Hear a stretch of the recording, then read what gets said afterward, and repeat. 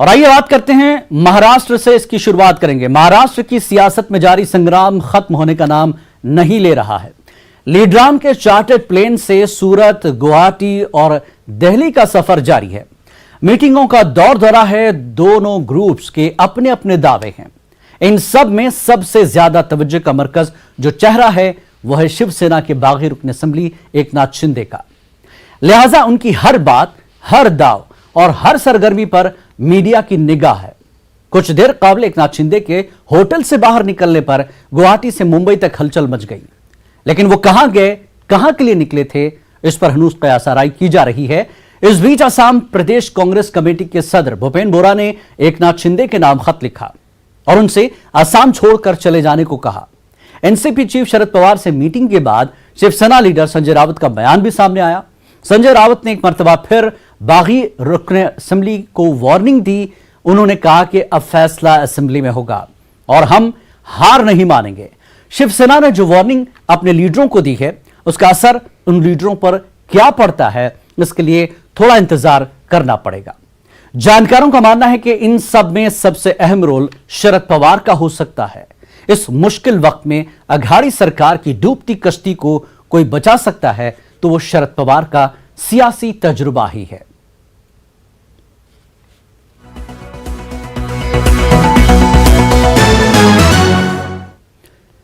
और आइए इस वक्त अहम बड़ी खबर आपको दे दे। वजीर आला उद्धव ठाकरे ने वीडियो कॉन्फ्रेंस के जरिए मीटिंग में शिरकत की। मैंने सीएम रिहायशगाह छोड़ी है, लड़ाई नहीं। वीडियो कॉन्फ्रेंस के जरिए उद्धव ठाकरे ने कहा कि मैंने सीएम रिहायशगाह छोड़ी है, लड़ाई नहीं। लड़ाई अभी जारी है।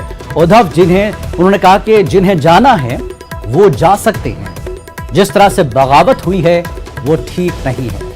उद्धव ठाकरे ने सेना भवन में जिले लीडरान से बातचीत भी की।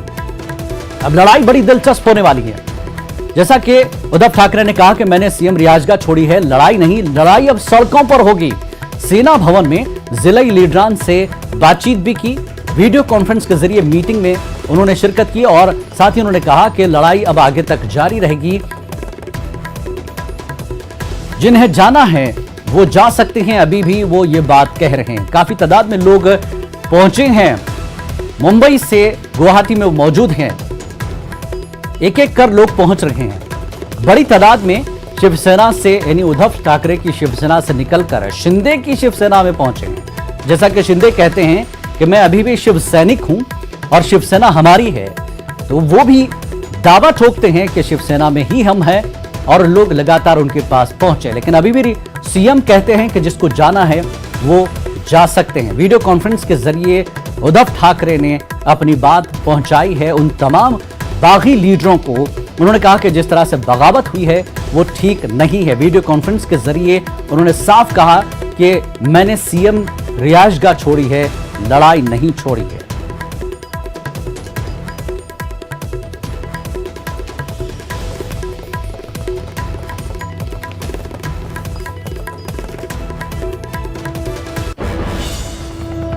और आइए शुरुआत करते हैं कि बागी मजबूत हुए हैं, उद्धव बेबस हुए हैं। कितना दम है इस बात में।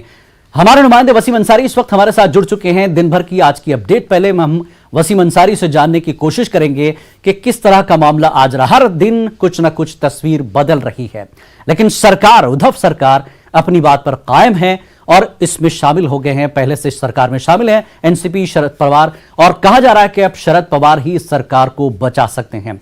वसीम अंसारी, जैसा कि आप देख रहे हैं लगातार ये ड्रामा चल रहा है, महाड्रामा हुआ है, और ये ड्रामा कब तक चलेगा, क्या कुछ होगा आगे। वसीम अंसारी, आज की पहले तो आप अपडेट दे दें कि क्या कुछ मुंबई में चल रहा है। वसीम। देखिए, सबसे पहले मैं आपको बताना चाहूँगा कि अब सियासत को लेकर काफ़ी गर्माहट हो चुकी है मुंबई में, और हर जगह पे इसी तरह की राजनीति को देखने को मिल रही है।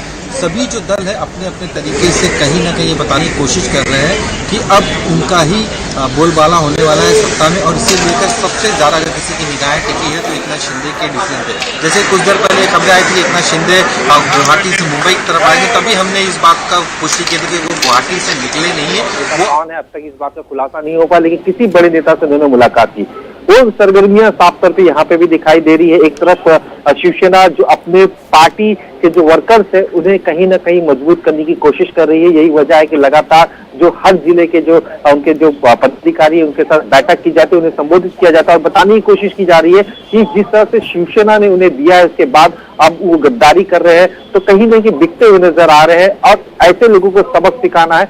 अब सड़कों की लड़ाई शिवसेना साफ तौर पे देखने को मिल रही है, उसमें उतरने की कोशिश भी कर रही है। जो उनके विधायक हैं वो चले गए हैं, लेकिन अब भी जो कॉर्पोरेटर्स हैं, पार्षद है, उनको लेकर भी एक तरीके से उनपे कहीं किसी तरह का दबाव न पड़े, उन्हें भी अपने विश्वास में लेने की कोशिश की जा रही है और ये बताने की कोशिश की जा रही है कि जिसे शिवसेना ने सब कुछ दिया वही लोग यहाँ शिवसेना से गद्दारी कर रहे हैं। इस तरह की बातें साफ तौर पर उद्धव ठाकरे ने अपने स्पीच में रखी और ये भी कहा किसी के जाने से फर्क नहीं पड़ता, शिवसेना लड़ती और लड़ती रहेगी। अचानक इस तरह की तेजी आना इस बात का साबित करता है कि अब महाविकास आघाड़ी में सब एक साथ हो गए और कहीं ना कहीं ये प्रयास किया जा रहा है कि किसी भी तरीके से सत्ता को बरकरार रखने के लिए अब टेक्निकली या उनको किसी न किसी से हरेस किया जाए और ये बताने की कोशिश किया जाए कि आप अगर उसका नंबर है तो हमारे पास तजुर्बा है। खुद शरद पवार इसे लेकर बाकायदा अपने नेताओं के साथ बैठक की। आज शाम इस बैठक के बाद उद्धव ठाकरे से प्रफुल्ल पटेल और शरद पवार ये दोनों मुलाकात करेंगे, आगे की रणनीति तय करेंगे, क्योंकि संजय राउत ने भी इस बात की पुष्टि कर दी कि अब फैसला हाउस में होगा और हमारे पास पूरी तरीके से बहुमत है। दावा किया जा रहा बहुमत है, ये बताने की कोशिश की जा रही कि जो शिंदे ने अब तक दावा किया है वो दावा उनके गलत है, हमारे पास नंबर है, ये हम प्रूव करेंगे। बिल्कुल वसीम, अब लड़ाई जो है बड़ी दिलचस्प हो गई है। वसीम, मैं आपको रुकना चाहूंगा, एक बड़ी खबर इस वक्त मैं अपने नाजरीन को दे देता हूं कि जो खबर आ रही है, आज शाम उद्धव ठाकरे से मुलाकात करेंगे शरद पवार। शाम 6:30 बजे उद्धव ठाकरे से मुलाकात करेंगे। शरद पवार की मुलाकात उद्धव ठाकरे से होगी और आपको मैं बता दूं कि मुंबई नौरे असेंबली पहुंचे शिवसेना और एनसीपी के लीडरान भी असेंबली पहुंचे। मुंबई में डिप्टी स्पीकर नौरे असेंबली पहुंचे हैं। शिवसेना और एनसीपी के लीडरान भी असेंबली पहुंचे हैं। शिवसेना और एनसीपी के लीडरान भी असेंबली पहुंच चुके हैं। मुंबई में डिप्टी स्पीकर नौरे असेंबली पहुंचे हैं।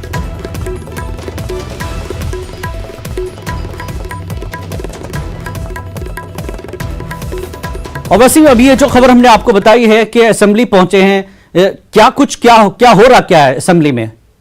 देखिए, जिस एनसीपी और शिवसेना के लीडर पहुंचे कि किसके पास बहुमत है, किसके पास ज्यादा नंबर है, क्योंकि संख्या बल के आधार पर ही आगे की जो राजनीति वो टिकी हुई है। शिवसेना का जो लीगल सेल है अब वो लगातार इस पूरे मामले पर बना हुआ है और टेक्निकली किस तरह से विधायकों को घेरा जा सके इसके लेकर रणनीति तैयार किया जा रहा है। हमने देखा कि एक दिन पहले 12 विधायकों को उन्होंने निलंबित करने की मांग की। आज सुबह फिर उसमें से 4 नाम जोड़े और अब 3 नाम और जोड़ने की प्रयास कर रही है। कोशिश यह है कि किसी भी तरीके से दबाव बनाया जाए और जिस तरह से देखा गया है कि इस पूरे मामले को लेकर जो उपाध्यक्ष है विधानसभा के, उन्होंने भी एक्टिविटीज अपनी तेज कर दी है और ये मान लिया है जो लेटर दिया गया था शिवसेना की तरफ से, उनके जो ग्रुप लीडर है वो बदल चुके हैं। अब अजय चौधरी इसके ग्रुप लीडर है और व्हीप भी बदल चुका है, चीफ व्हीप भी बदल चुके हैं। उनको कहीं ना कहीं ये दबाव की जो टैक्टिक्स है वो साफ तौर पर दिखाई दे रही है, जो कि टेक्निकली इस बात को प्रूव करना होगा सभी विधायकों को कि ये अभी शिवसेना के ग्रुप लीडर, एक तरफ से ये दावा किया जा रहा है कि इन्हें निलंबित किया जाए, इन्होंने पार्टी के रूल और रेगुलेशन तोड़े हैं और उसके लिए प्रेशर विधान भवन से दिलाया जा रहा है शिवसेना की तरफ से। तो वहीं पे दूसरी तरफ कहीं ना कहीं शिंदे ग्रुप जो है वो साफ तौर पर इस बात पे अड़ा हुआ है कि मेजोरिटी उनके पास है, 40 से ज्यादा। लेकिन वसीम अंसारी, जिस तरह से शिंदे कहते हैं कि ज्यादातर फिगर उनके पास है, अब उनको आप हटा भी नहीं सकते। अब वो जो मामला है कि बगावत का मामला, ठीक है, पार्टी से निकाले जाने का, ये सारी चीजें अब खत्म हो गई, क्योंकि नंबर जब ज्यादा बढ़ जाते हैं तो वो माना ही जा रहा है कि शिवसेना अब उनके पास है और पूरे विधायक उनके पास है। जो मेजॉरिटी चाहिए वो टेक्निकली सीधे बता रहे हैं कि मैं मजबूत हूं। तो फिर कैसे शिवसेना, उद्धव ठाकरे की तरफ से कहा जा रहा है कि नंबर की बात हो रही है, हिमायत की बात हो रही है, नंबर तो शिंदे के पास ज्यादा बताए जा रहे हैं।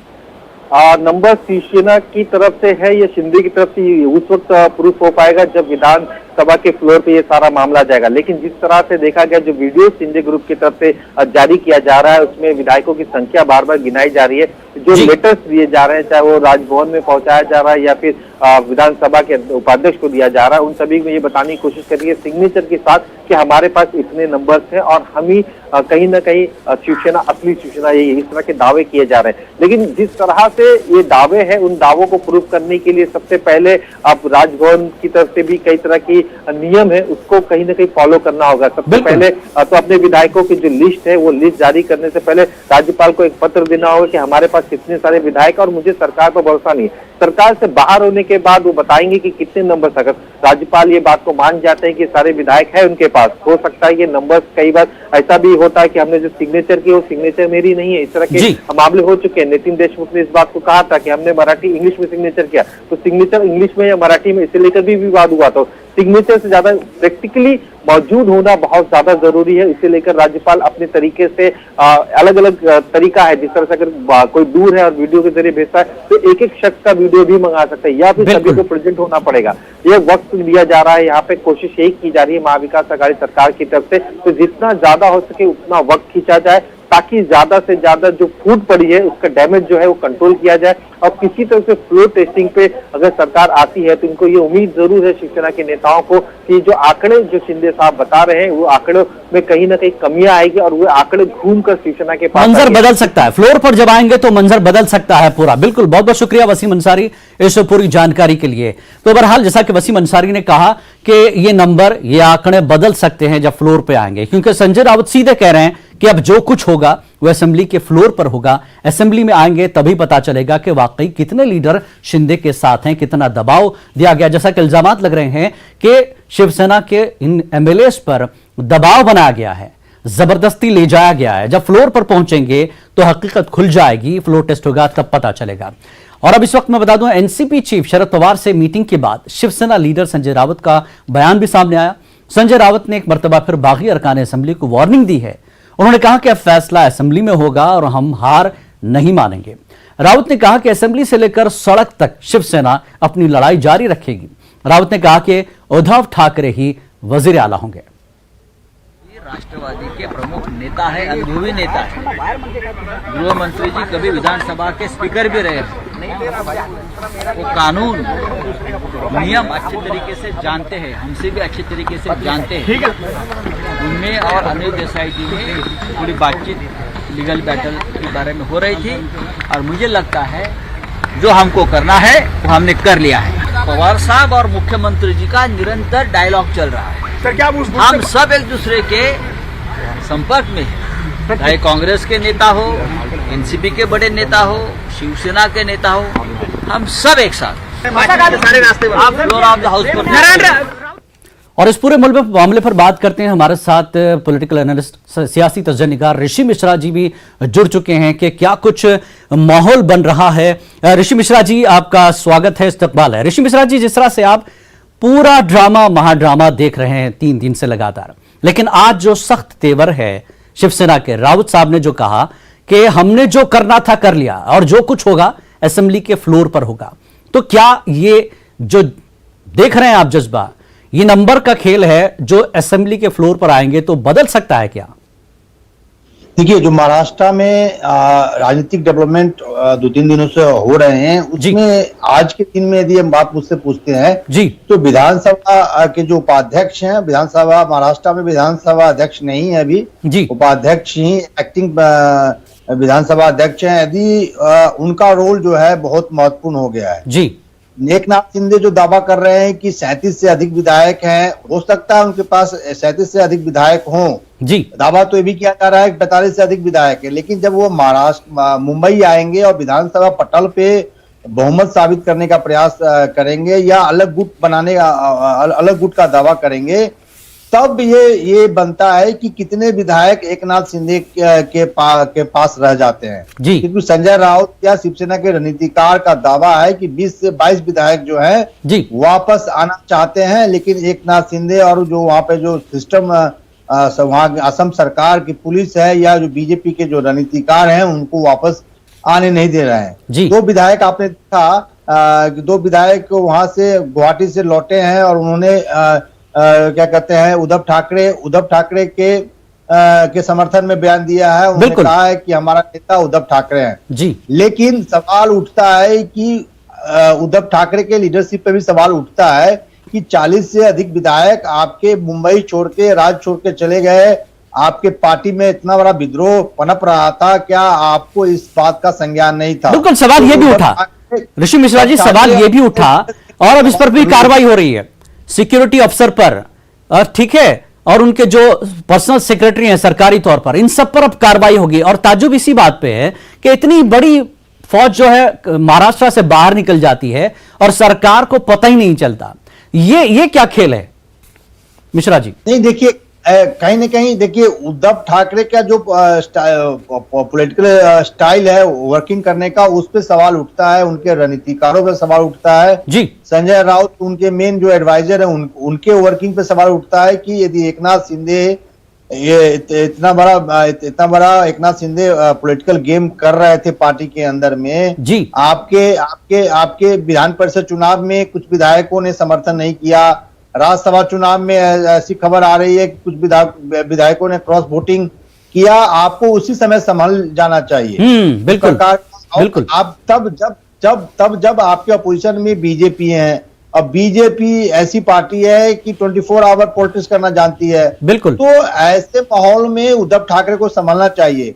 नंबर 2, मेरा ये कहना है विधानसभा उपाध्यक्ष का रोल बहुत महत्वपूर्ण हो जाता है। विधानसभा उपाध्यक्ष और एनसीपी कोटे से हैं, शरद पवार के करीबी हैं। एनसीपी यदि 37 से कम विधायक एकनाथ शिंदे के खेमे में होते हैं तो मामला पलट जाएगा और वही हाल एकनाथ शिंदे का होगा जो राजस्थान में सचिन पायलट का हुआ। जी जी। एक चीज ये है, अभी शिवसेना की तरफ से ये भी कार्रवाई हो रही है कि ये पार्टी से इनको निकाल देंगे, क्योंकि फ्लोर पर पहले वो लाना चाहते हैं, देखना चाहते हैं कि फ्लोर पर कितने लोग पहुंचेंगे। अगर वो शिवसेना के पाले में आ जाते हैं, उद्धव ठाकरे के पाले में, तो वो तो बच जाएंगे, लेकिन जो बचे कुछ लोग हैं उनकी जो है असेंबली की जो मेंबरशिप है वो खत्म कर देगी शिवसेना। तो क्या जो है तस्वीर बदलेगी यहां पर?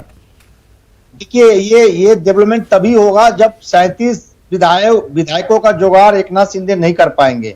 यदि एकनाथ शिंदे 37 से अधिक विधायकों का जुगाड़ कर लेते हैं तो उनको अलग गुट का मान्यता विधानसभा उपाध्यक्ष को देना ही होगा, जो संविधान और कानून कहता है। यदि विधानसभा या इसके रूल रेगुलेशन को समझेंगे तो 2/3 विधायकों की जरूरत होती है, तब आपको पार्टी डिफेक्शन लॉ लागू नहीं होता है, यानी पार्टी दल बदल कानून आप पे लागू नहीं होता है। लेकिन 37 विधायकों का जुगाड़ नहीं कर पाएंगे, जैसी आशंका व्यक्त की जा रही है कि गुवाहाटी से जैसे ही मुंबई विधायक आएंगे हो सकता है जैसे कुछ विधायक पाला बदल लें। यदि कुछ विधायक पाला बदलते हैं और 37 से कम ये संख्या रह जाती है तब एकनाथ शिंदे के लिए टेक्निकली समस्या बनेगा। नहीं, टेक्निकली एकनाथ शिंदे के लिए समस्या तो बनेगी, फिर उनके साथ जो लोग बचे कुचे रह जाएंगे उनका क्या हश्र होगा? वो पार्टी के रहेंगे नहीं?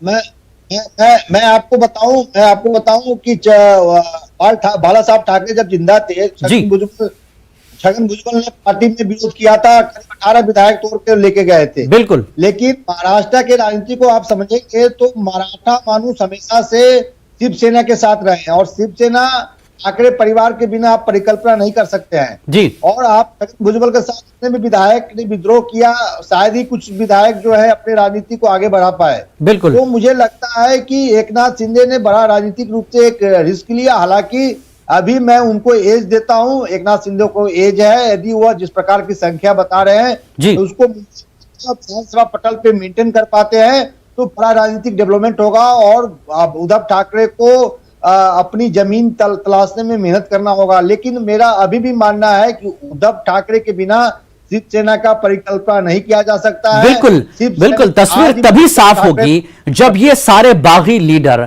असेंबली के फ्लोर पर पहुंचेंगे तो कौन किधर है ये पता चल जाएगा और एकनाथ शिंदे की जो बात है, उनकी बात में या उनके दावे में कितना दम है, इस असेंबली के फ्लोर पर पहुंचेगा। मैं इस वक्त हमारे साथ एक और साथी को जोड़ना चाहूंगा। हमारे साथ निलय भट्टाचार्य भी गुवाहाटी से जुड़ चुके हैं। निलय, जिस तरह से आप सुन रहे हैं मिश्रा जी को, यहाँ महाराष्ट्र की जो सियासत चल रही है और हर दिन कुछ रूप बदल रहा है, पहले तो मैं जानना चाहूंगा कि एकनाथ शिंदे होटल से बाहर निकले और कहीं गए, क्या कुछ उसका पता ही नहीं चल पा रहा है? क्या आप इस बारे में कोई जानकारी देंगे निलय? रानी जी, सबसे पहले जो मिश्रा जी बताए उसका मैं एक यहाँ से जो उत्तर निकल रहा है वो मैं एक बार देना चाहूंगा कि यहाँ अंदर जो विधायक गलसेकर है जी, तो उनसे जब बात हुई थी हमारी, तो उन्होंने ये साफ कर दिया कि उद्धव ठाकरे से उन्हें परेशानी नहीं है, उद्धव ठाकरे रह सकता है, लेकिन बात है कि उद्धव ठाकरे को एनसीपी और कांग्रेस के साथ जो साझेदारी है उसको तोड़ना होगा। और दूसरी ओर ये उन्होंने ये भी कहा कि ऐसा मुख्यमंत्री चाहिए जो मुख्यमंत्री का जो ताल्लुकात है वो प्रधानमंत्री के साथ बहुत बेहतर हो, तो राज्य का उन्नति हो सकता है। तो ऐसा एक मुख्यमंत्री उनको चाहिए जिसका प्रधानमंत्री के साथ या दिल्ली के साथ जो संबंध है वो बहुत उम्दा हो। ये एक बात है। दूसरी बात, आपने पूछा दूसरा सवाल कि एकनाथ शिंदे कहाँ निकल के गए। तो एकनाथ शिंदे दोपहर को यहाँ से निकल के गए। दोपहर को निकलने के बाद बहुत सारे अटकलें लगाए गए कि वो कहाँ गए। कोई बता रहा था कि वो एयरपोर्ट होके दिल्ली के लिए रवाना हो गए, कि वहाँ जाके बीजेपी के लीडरान के साथ उनके मीटिंग है। दूसरा वो कह रहे थे कि कामाख्या गए वो, और तीसरा वो कह रहा था कि नहीं, यहाँ पे कोई वकीलों के साथ सलाह मशवरा करने के लिए वो निकले। लेकिन जो हालांकि ये बहुत ऑफिशियल है नहीं, लेकिन बात है कि एकनाथ शिंदे करीबन 1-2 घंटे बाद वो वापस लौट के आए। इस दौरान कहा जा रहा है कि वो कामाख्या मंदिर परिसर में गए, मंदिर के अंदर नहीं गए, लेकिन क्योंकि वहां पे बहुत सारे लोग हैं, मंदिर परिसर में गए। वहां जाके उन्होंने किसी एक खास व्यक्ति से मुलाकात किया, वो वापस आ गया। ये हालांकि कहीं औपचारिक पुष्टि इसका है नहीं, लेकिन जो अंदरूनी सोर्सेस है उनका कहना है कि वो कामाख्या मंदिर के परिसर गए, वहां किसी व्यक्ति से मिले और वापस चले आए। तो ये सारे कुछ हालांकि में ये है कि एक अगर अंदर से गाड़ी निकलता है तो जो राजनीतिक अनिश्चितता का जो उत्कंठा है वो यहाँ बढ़ने लगता है। महाराष्ट्र के राजनीति का जो अनिश्चितता है उसका प्रतिफलन यहाँ बारंबार होते रहता है। बिल्कुल, पारा वहां चढ़ता उतरता रहता है। मिश्रा जी, जैसे आपने निलय भट्टाचार्य को सुना कि वो दिल्ली गए, एकनाथ शिंदे निकले, कहाँ क्या कुछ हो रहा है, लेकिन जैसा कि निलय भट्टाचार्य जी ये कह रहे हैं कि दिल्ली से हमारे कांटेक्ट रहने चाहिए, ऐसा नेता जो पीएम के साथ जुड़ा रहना चाहिए। अब ये तस्वीर अगर बनती है, वो अड़े हैं कि सीधे तौर पर एनसीपी और कांग्रेस से नाता तोड़िए और बीजेपी से जोड़िए, तब क्या सूरत बनेगी? शिवसेना मानेगी? मानती है तो फिर एकनाथ शिंदे और शिवसेना में उद्धव ठाकरे का क्या पोजीशन होगा? देखिए, 2014 के बाद जब से नरेंद्र मोदी जी का लीडरशिप बीजेपी में एक तरह से स्थापित हुआ है उसके बाद बीजेपी का कहीं न कहीं विस्तारवादी सोच रही है, और बीजेपी अपने एलाइज को कहीं न कहीं कमजोर दिखना चाहती है। जैसे बिहार में भी आप देख रहे हैं खटक पटक चल रहा है। उसी तरह उद्धव ठाकरे को लगा महाराष्ट्र के राजनीति में, एक आपको याद होगा एक जमाने में उद्धव ठाकरे बड़े भाई के रोल में, शिवसेना बड़े भाई के रोल में हुआ करती थी और बीजेपी छोटे भाई के रोल में हुआ करती थी। और 2019 में जो सिनेरियो बदला, बीजेपी बड़े भाई के रोल में आ गई, उद्धव ठाकरे छोटे भाई के रोल में आ गए। तो उद्धव ठाकरे को लगा कि यदि बीजेपी के साथ हम रहेंगे तो हमारे जो महाराष्ट्र में राजनीतिक स्पेस है उसको कहीं ना कहीं बीजेपी खत्म कर देगी। इस बात का अंदाज जो है शिवसेना के रणनीतिकारों को था। और बीजेपी एक बात बिल्कुल सही है कि विस्तारवादी सोच बीजेपी की रही है। और आप देख लीजिए, आप जहां भी इनका आप पंजाब में देखिए, प्रकाश सिंह बादल से इनका जो टूटा है, कहीं ना कहीं पंजाब में भी बीजेपी अपना विस्तार करना चाह रही है। तो कहीं ना कहीं हर पॉलिटिकल पार्टी अपने आप को जिंदा रखना चाहती है। तो उद्धव ठाकरे का उस समय सोच रहा होगा कि हम अपने पार्टी को जिंदा यदि रखना है तो बीजेपी से एलाइज तोड़ना पड़ेगा, संबंध तोड़ना पड़ेगा। नहीं तो बीजेपी में ऐसा आएगा कि शिवसेना एक बहुत सी छोटी पार्टी बनकर रह जाएगी। बिल्कुल, बहुत बहुत शुक्रिया रवि मिश्रा जी, और निलय भट्टाचार्य आपका भी बहुत बहुत शुक्रिया। आप वहां पर रिटसन होटल के पास है, आप नजर बनाए रखें, क्योंकि जैसा कि आपने कहा कि वहां जरी हलचल होती है तो पारा महाराष्ट्र में बढ़ जाता है। तो बहरहाल सीधे तौर पर बात निकलकर यही आ रही है कि जब तक असेंबली के फ्लोर पर ये बागी लीडर नहीं पहुंचते और आंकड़ों में जब तब्दीली कुछ होती है तो तभी तस्वीर महाराष्ट्र की सियासत की और सरकार की साफ होगी। तो नाज़रीन, न्यूज़ एट 5 में आज फिलहाल इतना ही। आदाब।